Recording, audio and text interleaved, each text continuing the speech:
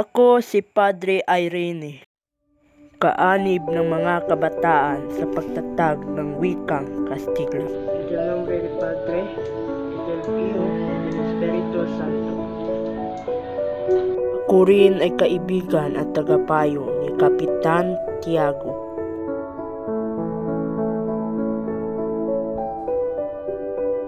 Dahil sa aking mahinang pangangatawan, gumagamit ako ng tungkod upang makalakad.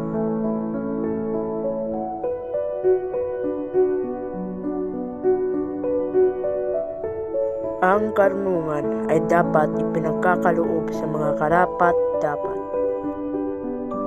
at hindi sa mga taong marumi ang